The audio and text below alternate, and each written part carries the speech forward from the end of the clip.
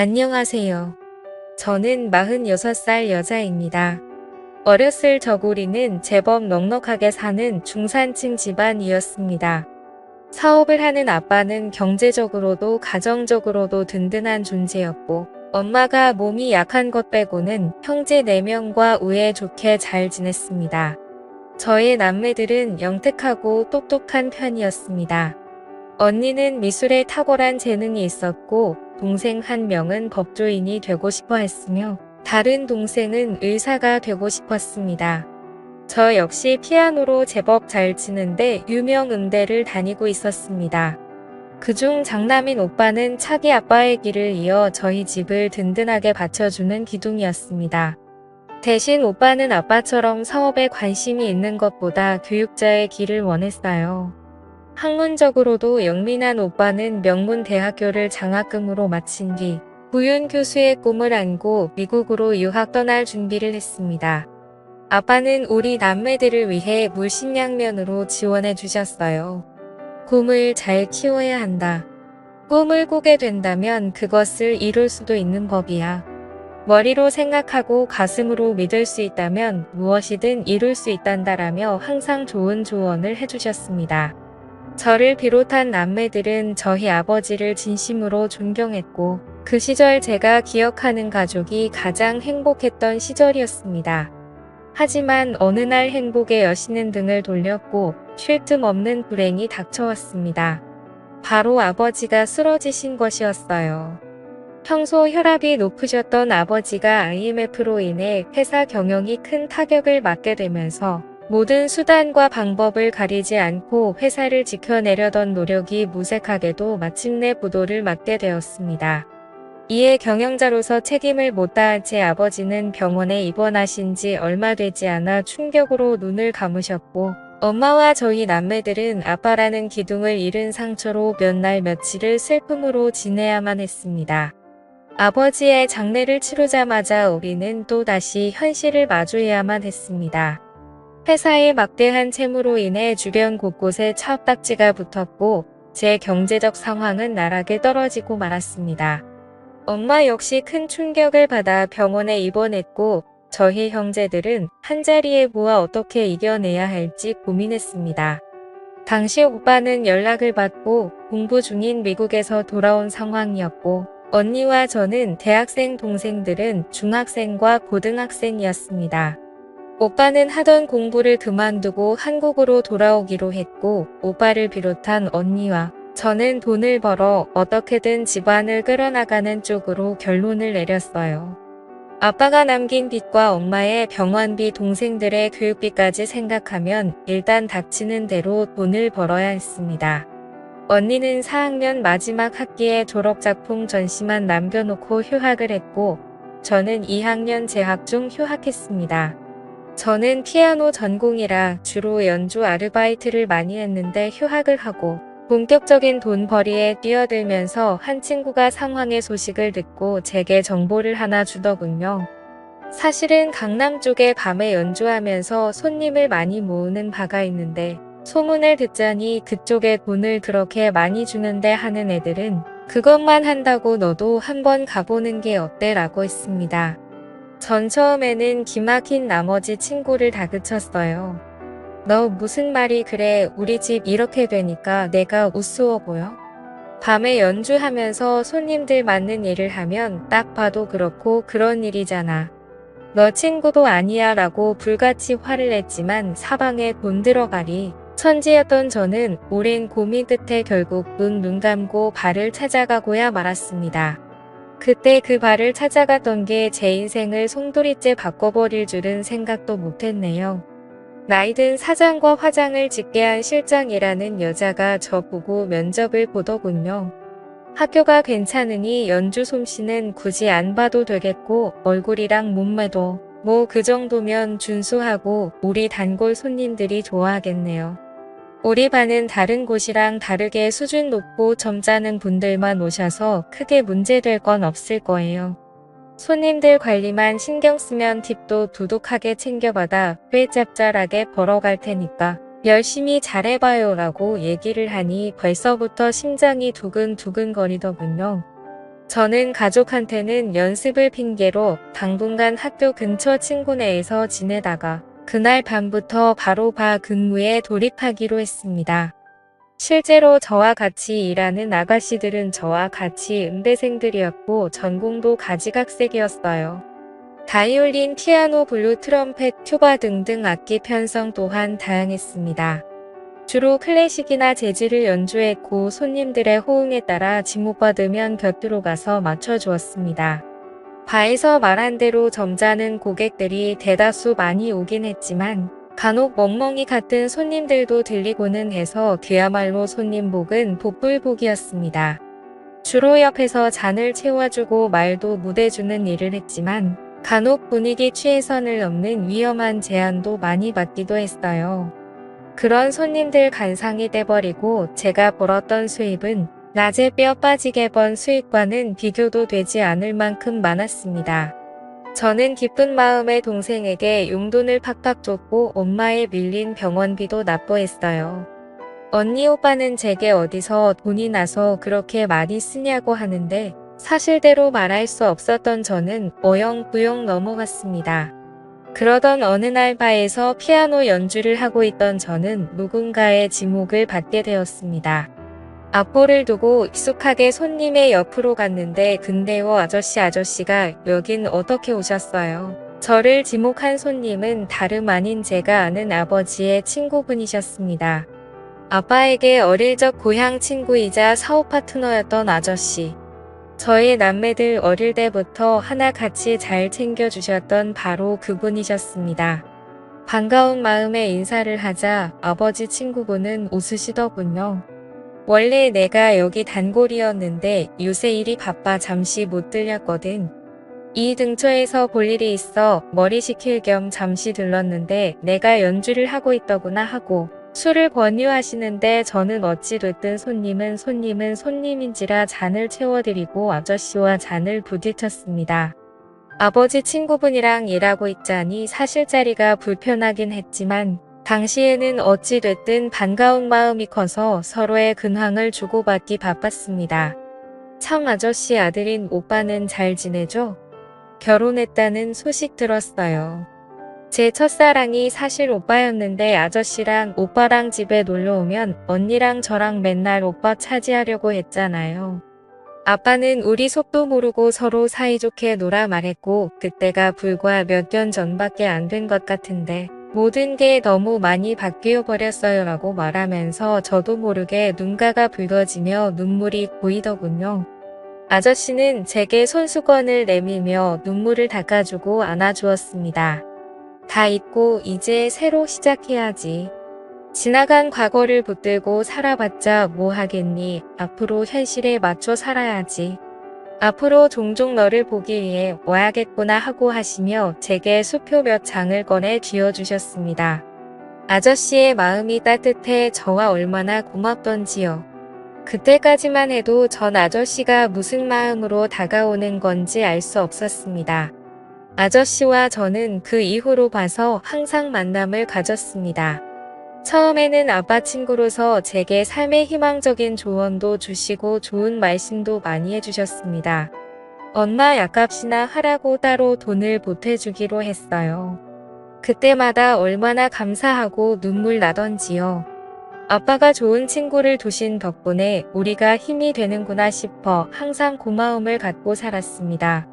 그런데 점차 시간이 갈수록 집안 일부터 개인적인 일까지 대화를 시작하다가 시간이 갈수록 점차 원치 않는 말들까지 듣게 되어 당황스러웠습니다. 술에 취한 것도 아닌데 갑자기 이런 말을 하더군요. 부인이랑 정내미가 떨어진 지 오래야. 몇 번이나 아들 생각해서 계속 붙잡아 살아줬는데 영 재미가 없어. 아들도 장가 보내겠다. 나도 이제 내 청춘 좀 찾고 싶은데 요새 내가 어느 여자와 사랑에 좀 빠졌거든요 라고 얘기하면서 절 보고 제 손을 잡는데 저는 순간 온몸에 소름이 돋아 어색하게 웃으며 손을 빼내었습니다. 그래서 제 손을 다시 잡는 아저씨가 말했습니다. 너 나랑 만나볼래? 너 돈 필요하다며 이런 데서 일하지 말고 차라리 나랑 연애하면 내가 여기서 일하는 월급보다 더 많이 줄게. 여기저기 남자들과 얽힌 것보다 차라리 나랑만 있는 게 깨끗하지 네 아버지 우정 생각해서 좀 나이 먹으면 나중에 내가 너 시집도 보내줄게라고 하며 얘기했고 저는 도저히 못 참겠다 싶어 그 사람 얼굴에 잔을 부어버리고 자리를 박차고 나왔습니다. 울면서 집으로 막 달려갔는데 처음으로 제가 하고 있는 일이 부끄러웠다고 느껴지더군요. 돈을 벌기 위해서라면 무슨 짓이든 하려 했는데 저로 인해 결국 아버지의 명예까지 더럽히게 된 것 같아 죄스러웠습니다. 그 길로 바로 집에 돌아와서 얼마나 울었는지 모릅니다. 언니와 동생들이 간만에 만난 제 태도가 당황스러웠는지 방문을 두드리며 걱정했지만 어떠한 말도 할 수 없었던 저는 분에 사무쳐서 울기만 했네요. 저는 충격이 심해 발을 그만두었고 다시 평범한 일자리를 구했지만 쉽게 돈 버는 맛을 봐버린지라 성이 차질 않았습니다.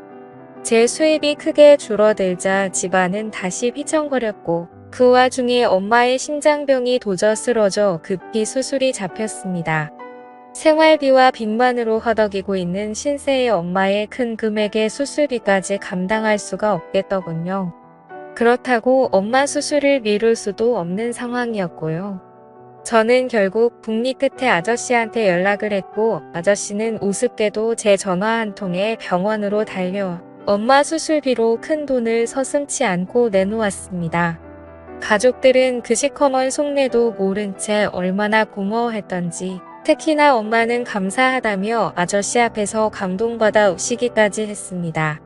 아저씨는 저희 가족들에게 힘들어도 조금만 힘내십시오. 용기와 희망을 잃지 않고 살다 보면 언젠간 볕들 날이 있을 거에 내 친구 녀석 가족이면 제 가족이나 마찬가지니까 제가 물심양면으로 돕겠습니다. 라고 든든하게 말하니 가족들 아저씨한테 다 넘어가 버렸습니다. 가족들의 환심을 산 뒤 저를 따로 불러 주소 하나를 주더군요. 이곳이 내 오피스텔 주소야. 앞으로 이곳에서 자주 보자라고 했습니다. 저는 그렇게 30여 년 차이 나는 아버지 친구와 파국의 미래가 보이는 더러운 사이를 시작했습니다. 대가로 저는 그토록 필요했던 돈을 얻었고요. 아저씨가 저를 어찌나 마음에 들어 있는지 말만 잘하면 원하는 금액을 쉽게 나오더군요. 저로 인해 조금씩 집안 환경은 나아지기 시작했습니다. 언니 마지막 학기도 잘 마쳤고 동생들 학원도 좋은 데로 옮겨 원하는 대학 진학을 위해 뒷바라지를 아낌없이 해줬어요. 집도 조금 나은 환경으로 이사하게 해줬습니다. 형제들은 제가 큰 돈을 벌어오자 처음에는 그 돈 어떻게 벌었냐고 캐묻고 의심했지만 점차 자신에게 돌아오는 혜택이 많아지니 입을 다물었습니다. 제가 돈을 내놓지 않으면 살 수가 없으니 뭔가 찝찝한 일을 한단 뭐라 할 재간이 없어 아예 입을 닫은 것입니다. 처음엔 곤란하지 않아 다행이다 싶었지만 한편으론 형제들이 무서워지더군요. 그러다가 교수의 꿈을 포기한 최학원 강사로 월급쟁이 노릇하고 있던 오빠가 저를 앉혀놓고 말했습니다. 나 사실은 미국에 있는 교수님께 연락이 왔어. 내 사정 알고 장학금 지원해 주시겠다는데 일단 미국에 들어가려면 최소한의 보증금이 필요해. 내가 나 좀 도와주면 안 될까? 이번이 나한테는 정말 마지막 기회라서 그래 평생 안 잊을게라고 말하는데 저는 오빠의 절실함이 가슴 안쪽까지 전해져와 모른 척할 수가 없었습니다. 그날 밤 저는 저를 찾은 아저씨에게 오빠가 필요한 돈을 요구했네요. 처음에는 금액이 커서 안 되겠다던 아저씨도 제가 술수를 부리자 결국 오빠를 위한 돈을 마련해 주었고 오빠는 그 뒤로 제게 고맙다는 말도 없이 미국으로 떠나버렸습니다. 그리고 그 이후로 20여 년이 흘렀습니다. 20년 동안 수많은 일들이 있었지만 사연으로서는 말로 못다하는 점 양해 부탁드립니다. 대강 큰 틀만 말씀드린다면 저는 그 이후로 그렇게 향후 몇 년간 아저씨의 첩생활을 하면서 아저씨 본부인에게 머리채도 잡혀보고 온갖 더러운 꼴 비참한 꼴도 당해보고 심지어 아저씨의 아이까지 갖게 되었습니다. 본부인으로 인해 집안에까지 모든 일이 알려지게 되었고 저는 가족들에게 돌이킬 수 없는 낙인이 찍혀왔습니다. 집안을 일으켜 세운 긍정적인 대가는 참으로 혹독했네요. 이혼모가 돼버린 저에게 아저씨는 시집 보내주겠다는 약속을 줘버리고 더 어리고 예쁜 여자에게 마음을 뺏겨가 버렸습니다. 아이까지 낳고 첩생활하면서 받은 돈이 상당히 있음에도 불구하고 제 수중에 가진 재산은 얼마 되지 않았어요. 허나 정작 제 도움받은 형제들은 다 잘 되어 떵떵거리며 잘 살게 되었습니다. 오빠는 돌아와서 그토록 바랬던 정교수가 되었고 집안 좋은 여자와 결혼을 했습니다. 모든 형제들이 오빠의 결혼을 축하했지만 저는 초대받지 못했습니다. 하냐 제가 알까봐 다들 쉬쉬했고 그건 다른 형제들의 일도 마찬가지였어요. 언니는 미대를 졸업해서 외국 사람과 결혼하고 한국을 떠났고 동생 한 명은 5급 행시에 합격해 공무원이 되었으며 다른 한 명은 의사가 되었습니다. 언니 시집갈 당시 모자르다는 혼수자금 보태고 온갖 더러운 일 다 해가며 동생들 편하게 공부하게 등록금 다 대주고 공부 뒷바라지 해줬는데도 제 잘나서 얻은 권리인 줄 알더이다. 그들이 받은 돈 안에 숨겨져 있던 제 처절한 피눈물과 안을 철저하게 외면했습니다. 그나마 엄마 연락을 가끔 있는데 엄마도 다르지 않더군요.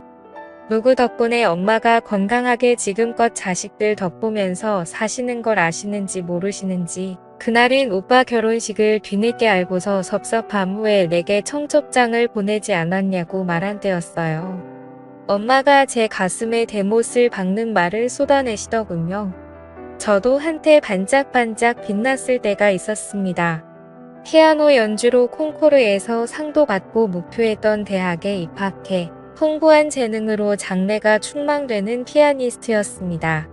저도 여느 가족들처럼 평범하게 원하는 꿈 찾아가 이뤄서 사랑하는 남자 만나 연애도 해보고 결혼도 해보고 그 사이에서 아이도 낳아 남들 못지않은 화목한 가정 꾸려가며 살고 싶었어요. 그렇지만 가족을 위해 모든 걸 다 희생했는데 그들은 단말 다 빼먹은 제 몸뚱아리가 쓸모없어졌다고 이제와 그림자로 살려만 하는지 모르겠습니다. 창피하고 부끄러워하고 수치스러워하는 존재 크게 제 이름이 되어버린 지금의 현실을 제가 어떻게 이겨나가야 할지 모르겠네요. 게다가 제일 마음 아픈 건 지금은 저와 같이 살고 있지 않는 내 아들 대가로 그 아이를 얻은 건 엄마로서 행복이자 존재로서 불행이었습니다. 만약 제게 젊은 시절이 다시 온다면 아름다운 신의 선물 같은 싱그러운 날이 온다면 전 절대 저를 위해서만 살아갈 것입니다. 가족들이 잘 살게 된 것은 매우 기쁘고 좋은 일이지만 만일 가족들을 위해 인생을 낭비하지 않았다면 아마 부모 형제하고 등지지 않고 지금처럼 씁쓸한 결과를 맞이하지 않았을 거라 생각이 듭니다. 감사합니다.